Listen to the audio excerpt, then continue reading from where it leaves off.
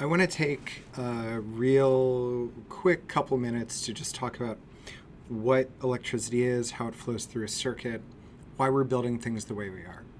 So normally when we're talking about electricity, we use three different terms to describe it. Voltage, which is measured in volts. And you can think of this as sort of like the pressure or the force of electricity as it moves along a circuit, right? So like that. There's also amperage, and this is measured in it's measured in amps, but it's also called it's current, right? And this is like the amount or volume, right? So like how much electricity is flowing through a certain point in time. And the last thing that we use to describe electricity is resistance. And so that's measured in, that's like, you know, how much and that's measured in this thing called ohms. And that's how much force there is that resists the flow of electrical energy. So these three things are all related. And there's this thing called Ohm's law. And you never need to know this after today. But essentially, you can math out the relationship between the three of these by knowing that voltage equals current, which is represented as I, times R, which is resistance, right? Current is I because there's this thing called the speed of light, and that constant is C. So, not really, but that's sort of how it all works out, right? So, the amount of voltage in a circuit is equal to the amount of current times the amount of resistance. And from there, you could figure out like what any particular given component in your circuit might use up, what other sorts of things might be done inside of your circuit. So a couple things to remember about a circuit, right? A circuit is, it's a closed loop.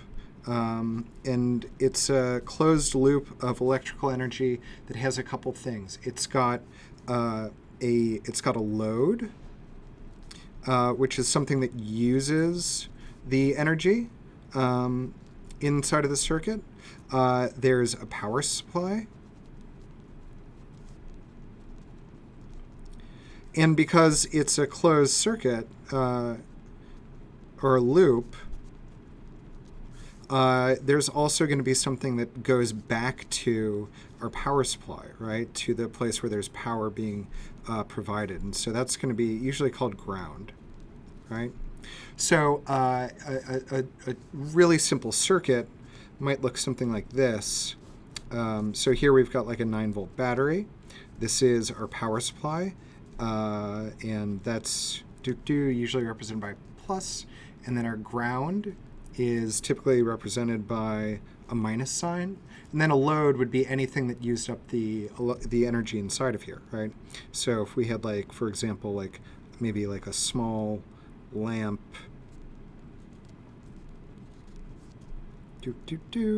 this now becomes the load, right? We've got a closed loop between power, load, and ground, right? So it all comes back together.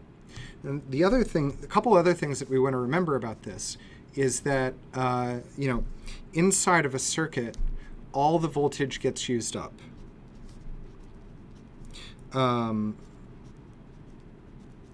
So this means if you've ever like traveled between pretty much any other country in the world and the United States, you need like a step down or step up transformer to go between like the 220 volts that come out of the wall in, say, Europe and the 110 volts that come out of the wall in the United States, right? So all voltage gets used up, and if you apply too much voltage to a component, it'll overheat, catch on fire, explode. Blue smoke, which is the soul of the component, will emit.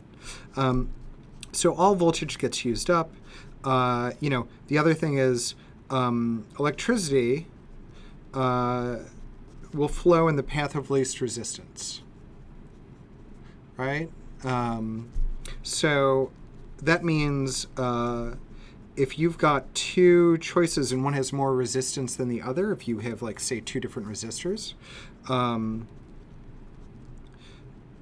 what's going to happen is more electricity will flow through the thing that has less resistance, and less electricity will flow through the thing that has more resistance.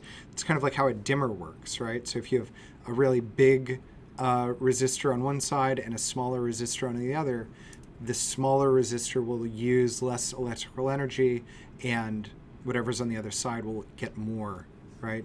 So when you start to see this in practice, it makes a little bit more sense. So if we don't have something like a load, then what we have is called a short circuit. And this is something that we want to avoid at all costs. Short circuit basically means that you've got a loop, a closed loop, right?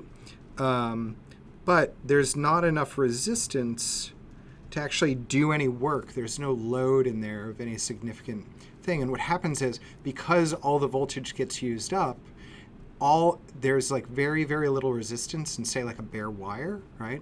So what happens is this uses up all that voltage, and that voltage usually gets used up because there's very little resistance in here. All that voltage gets burnt up as heat. So this is likely to start a fire, smoke, the blue smoke comes out, puppies cry. It's terrible stuff. You never want to have a short circuit. Anything that you can do to prevent that is great. So when we have our circuit, right, what we want to do ultimately, and I'm going to draw a schematic of a really simple circuit.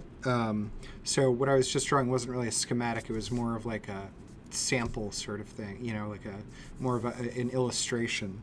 So a schematic would have, a power source, and that's usually represented by some lines like this, right? And then we could have something like a switch, which might look something like that. So it's like a momentary switch, right? And then we would have something like a resistor, which looks like this. And then we would have at last something else to do some work, right? And in this case, we'll have an LED, which is a light-emitting diode. And that looks like this. And then this all connects back here, right? So the kind of circuits that we're using with this are things that use DC. It's direct current. It means that there's a current flow in one direction. So we can imagine this as going from the positive terminal to the negative terminal. And it's really a flow of electrons, right? So the electricity flows in one direction through all the various components. And when we press the switch down, we complete the circuit, right? So this would then be like completed here. And electricity would know that it's going to flow towards ground, right? It's always going to flow towards a point of higher potential energy to a point of lower potential energy. Higher potential energy is positive, lower potential energy is negative or ground. So it's going to flow through these components to the point of lower potential energy. So it'll flow, in this case, it'll flow across this resistor here. So we'd see a voltage drop along here, and then we'd see another voltage drop along our LED. And that voltage drop here would cause this thing to light up. So in the other video that you saw, when I press a button on the in the circuit that's attached to the microcontroller, this is what's going on. I'm closing this path between point of higher potential energy and lower potential energy, and it's all coming down to the end. So this is some basics on circuits, how these things work. If you've got questions, ask. It's I don't want to get too bogged down in the technical details of this stuff.